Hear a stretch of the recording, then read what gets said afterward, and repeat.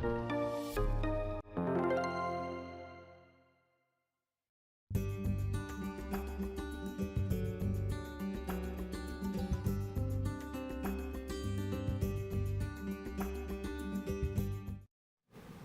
everyone and welcome to InsPOWration, a TV show that focuses on inspirational people doing inspirational things. My name is Devon Nekoba, and as always we want to thank our family and friends here at Olelo Channel 55 and of course the 501c3 nonprofit Prayers on Wings.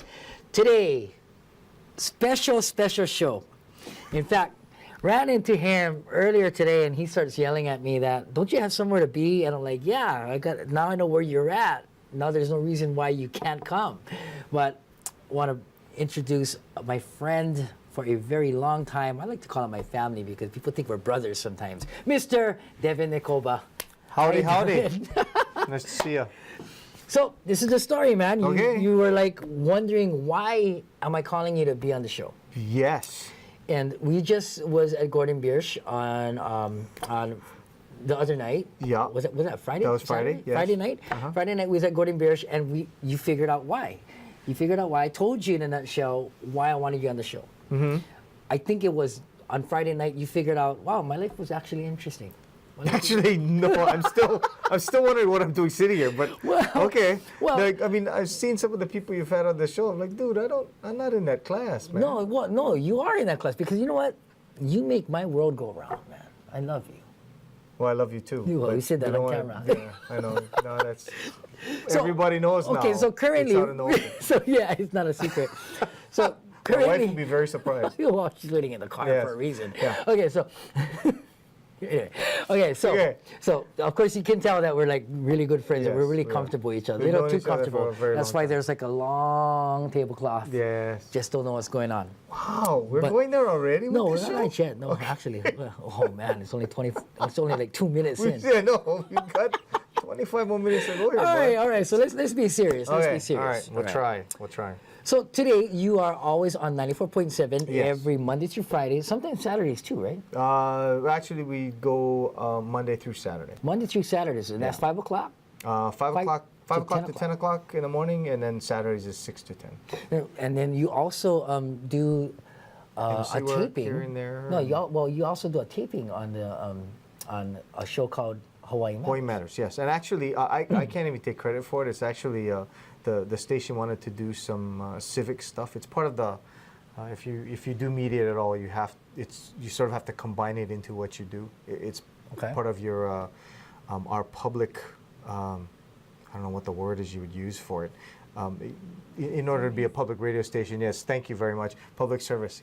Public service. Does anybody else hear that, or is that just us? No, well, they can hear They're going to hear it now. Okay. So thank you. Sunday. Thank you, Shar, for that. It's like the voice from above. It is our public service duty to do a show like that, and we've been very fortunate to have Christine Yasuma, who is our she's kind of a promotions manager, and then our general manager Terry Gillingham. Really took after it, said, we really want to do something like this. So I can't take full credit at all. For me, it was just that I knew you. So when they said, hey, we need some people, I went, I know somebody I can call who'll be able to come in and do this.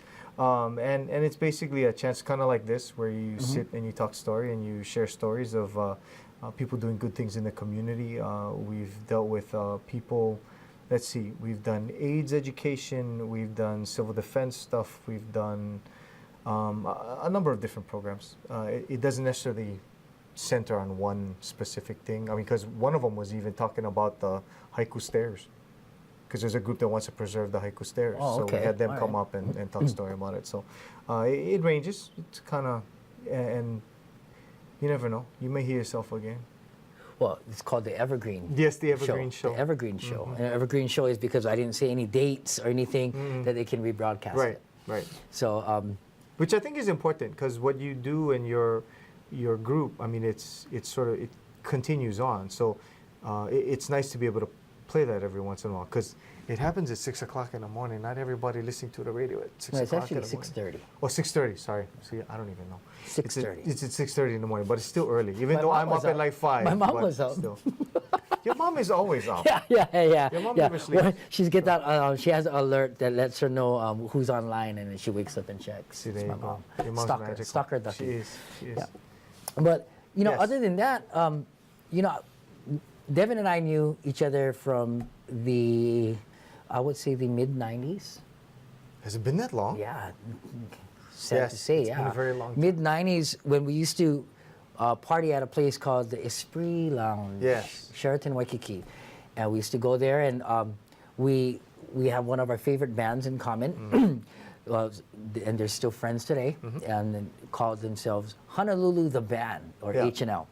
And till this day, my favorite band. Yes. My favorite Mine too. band. Yeah. Yours too? And we used to go, and it was funny because I didn't know who this guy was at that time. And so we shared the same name, different spelling, but sounds the same. And they would say, oh, we're going to have Devon come up and sing a song. So it was kind of like a Western. We both stand up at the same time, look at each other, and we learned each other's name. We just do this. It was pretty easy. All they were missing was some dirt, some swinging barn doors, and a couple of guns. But it was funny that it was. And then Glenn Miyashiro, who was like more the MC of Honolulu, he would say, "Oh, sorry, okay, Devon N, come up," because he didn't know really our last names yet. And Nekoba, Nakasone, so we both still be standing up. Yeah. And Glenn's like, oh, then he had to learn. shoot. He had to learn the names, Yes. learn it fully. He even tried to say short Devon once, and that didn't work yeah. either. It was short, so Dude, no, he did not. yeah, he totally did. But it's okay. Yeah. So this is how me and Devon met through music, and actually music still serves till today. Today, because today we celebrated an awesome man's 50th birthday party Yes. by the name of Billy V. Everybody knows Billy. Billy V. And if you don't know him, you know his voice, guaranteed. Right. And it was his 50th birthday party. And man went through some stuff recently, and Yeah. he's here today. Yeah. Praise God for that he's celebrating his 50th. And this guy is there. And And his band is there, and I had no idea. Next level, by the way. next is the name level, of the not band. level 3. Yes. Sorry about that. And it's funny because he's like started yelling at me, like, don't you have somewhere to be? And I'm like, dude, you got somewhere to be, because it was only Friday night that he realized that he had to be here. That wasn't only Friday night. Yeah, actually. It was when I remembered that I had to be Well, here. you thought it was at 10. Well, no, that was initially. I just Okay. said that. I knew that. I had it in my calendar. I knew. You put it in your calendar Yeah, in front of Charlene. Yeah. But anyway, he's here, and we saw each other just maybe 2 hours ago at the Doe Cannery, and he was on stage with us, and he sang his favorite #1 song My favorite song. that he Thank plays you. that he plays 10 times in 1 hour. Mandy Suginoma gets mad at him, but no diggity, no Right. doubt. The fact that the band knows the song is quite awesome. Actually. Yeah, I no appreciate it. diggity, Thank no you. doubt. Well, we learned it Thank just you. for you because you're out and about everywhere. Right. Right. Right. But you know what, Dev? Back in the '90s, you also served in politics. You were a very Yes. political person. What did you do?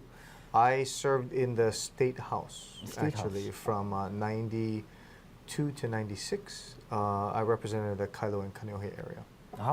Wow, that's pretty cool. And, Yeah, it was a and- very long time ago, actually, when I yeah, think about it. but so you still follow all that politics? I'll do a couple things here and there. I still have relationships there. A lot of the guys, they don't leave. They keep getting Right. reelected. So, I mean, it's a good thing for me because I go in and say, how's it? How you doing? And it's that- There's a little bit of lobbying every once in a while, Mm-hmm. but more often than not, it's just walking by and saying hi and keeping in contact with people. it's cool. Okay, so Yeah. very You and I friendly. are kind of the same in that we Same a we meet a lot. bunch of people and we sort of try to keep. Well, you're much better at remembering the name part of it. I suck at I that. have a lot of friends named How's it? Tons of friends named How's it? And how you doing? So, if you see me and I say that to you, I apologize. But yeah, I don't remember your name. My wife has it down to a science now. So if we run into somebody, she knows immediately within about 2 seconds whether I remember that person's name, and she just peels off. She And I sees go, your oh, I was butt, going to man. introduce you. Ah, shucks, they left. And we finished the conversation. But, the time in the legislature was really cool. when people ask me what I enjoyed most out of it, I think I enjoyed most trying to be a catalyst for the neighborhood that I represented, the area I represented, and to try to be hopefully, like a role model. I don't know how well I did at that, but that's the part I took most to heart. I think because coming from the public school system, coming from where I come from, I mean, and don't get me wrong, I don't come from like squalid conditions or anything. I mean, my parents are both teachers. I grew up in Kona and Oahu and stuff, so I was kind of surrounded by all this. So my parents were also, they took in a lot of kids because they were foster parents. So we had a lot of that in our lives. And so having that ability to move that forward with kids, you know, whenever they had kids come for tours and stuff, I was always the one going, I want to meet them, I want to see them. Just because it was, I felt it was something I needed to do to make sure that they understood that you don't have to be the smartest kid in your class. You don't have to be the one who everybody looks to and goes, you the guy that's going to do this, or you the girl that's going to do this. But you just got to have a desire to want to be positive, be a positive force in your community, and you can do it too. Because I would just go, I'm in public school. Look what I do now. I got to wear a suit. It's awesome. So I tried to do that. With that, we also try to do that in the radio business as well.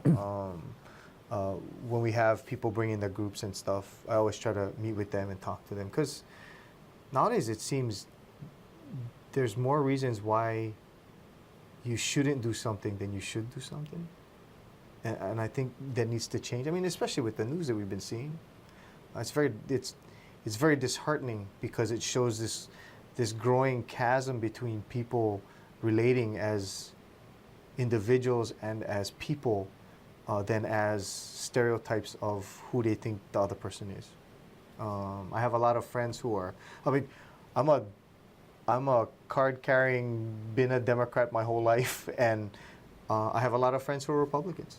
And it doesn't mean we hate each other. It means we don't really talk about politics, because that gets spooky, but it doesn't mean that we don't care about each other and we don't look out for each other. And I think nowadays, with the way the media portrays everything and just how people are looking at things, they don't do enough of that. They don't look across the table and go, that is a person just like me.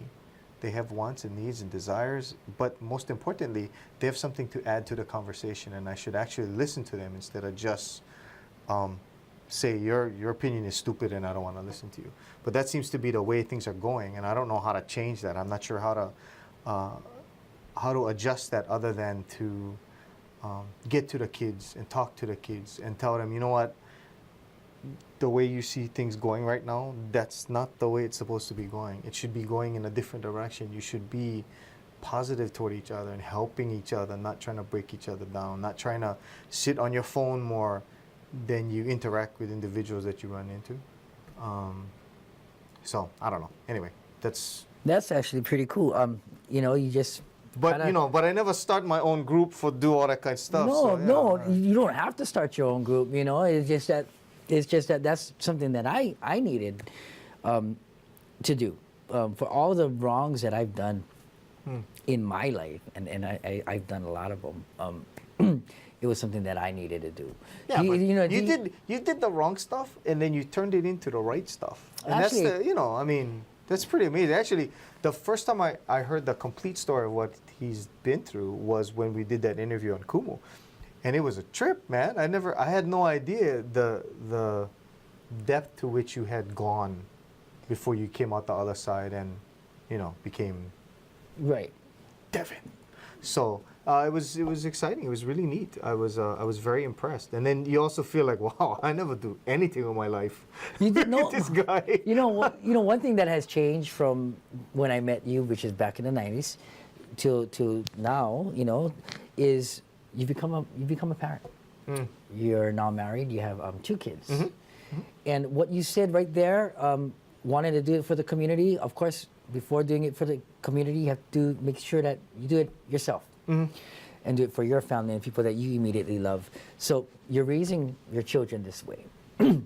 Well, trying to. Trying I to. think my wife is doing a much better job than I am, actually, to tell you the truth, but that's just me. And that must be something actually kind of hard to do because they're in the system. Everybody's in the system, and then they come home, and then you got to kind of figure out what they picked up from the system that is different from how you are planning to parent them. But what's cool is when they get it. You know, a lot of things are seeds that you plant. They may not get it today, they might not get it tomorrow, but they'll get it one day, and hopefully these seeds become trees. You know, that bear fruit. And Unfortunately they can for our inspire. parents, we didn't become really tall trees. Yeah, well, it's the short trees that you can reach the fruit, buddy. But, So but you they have can more- just bend us down like that. Right, take it's the fruit if they short want, people yeah. that have more things to Right, offer because right. everybody can grab the fruit. Sean is laughing so much right now That watching sounds this so live. bad. It's probably not It even- just goes so bad with you, man. Yeah, always. You're gonna get bad. Well, This is gonna play like really early in the morning, right? well, yeah, Okay. at 6:30, right All right, after. good, no, good, at good. 6 Just o'clock before Hawaii Matters. All right, shoot, right on. Yeah. Oh, anyway, you know how you raise your children. You know, if you're doing everything that you just said, your 2 children will stand out.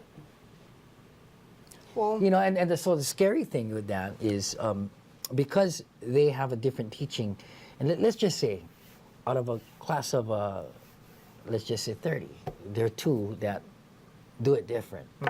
You know, now there's worrying of bullying. oh yeah, yeah. Right? And that's Yeah. common. That's a common thing. But you said it. Get off your cell phone. Talk to dad. Talk to mom.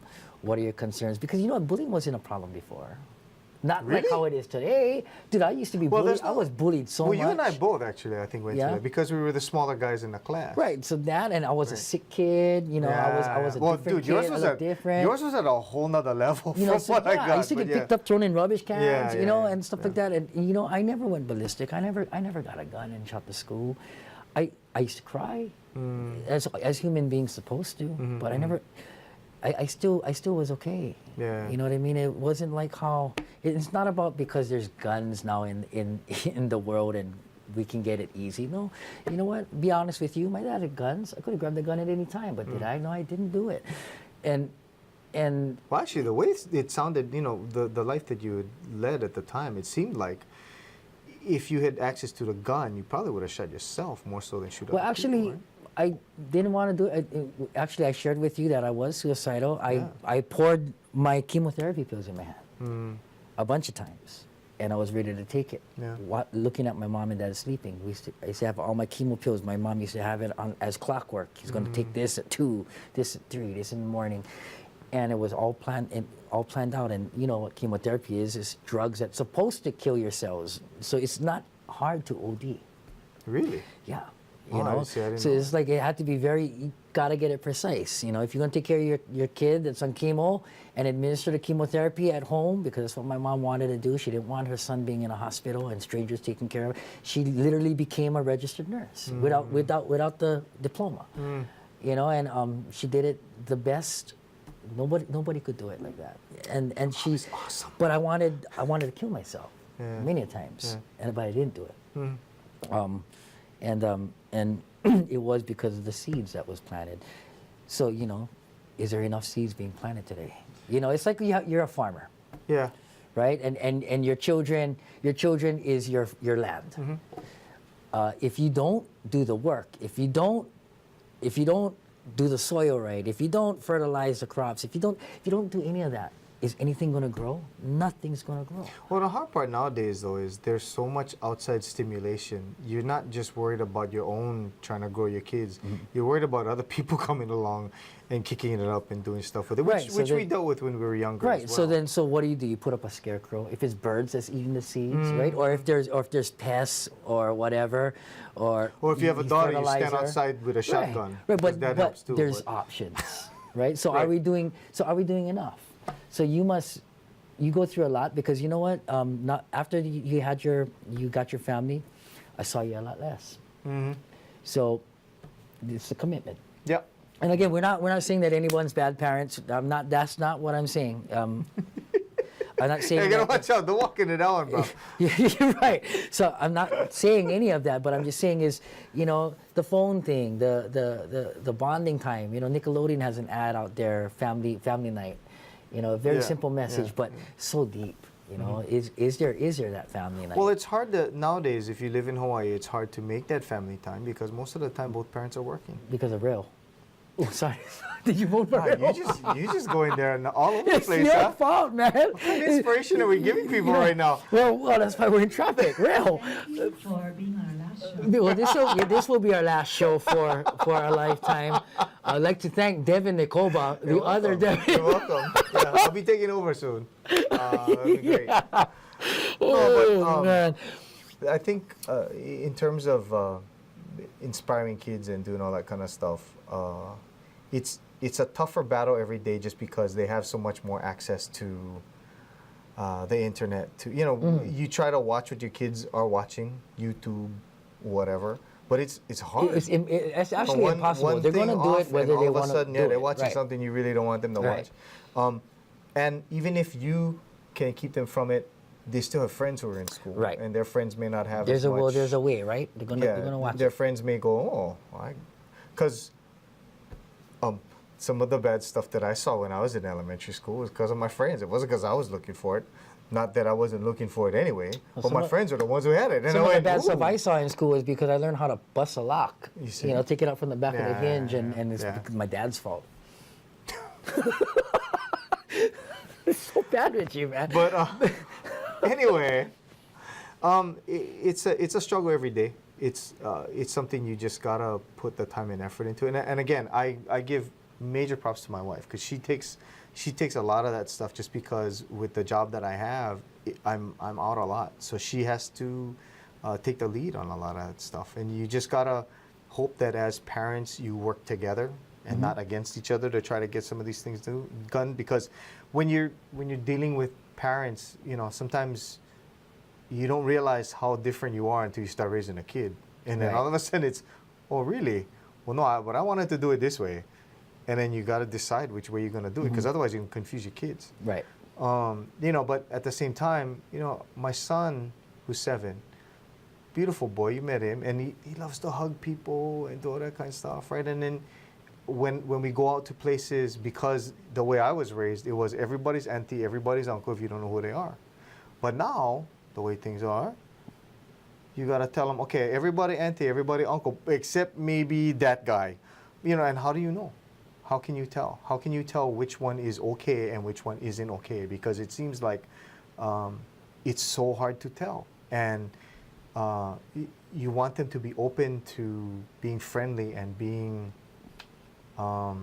somebody that you want to be with. But at the same time, you're so afraid that Right. they're going to get taken off in a direction that they're not supposed to get taken off in. And I really, to this day, I still don't know what that guideline is.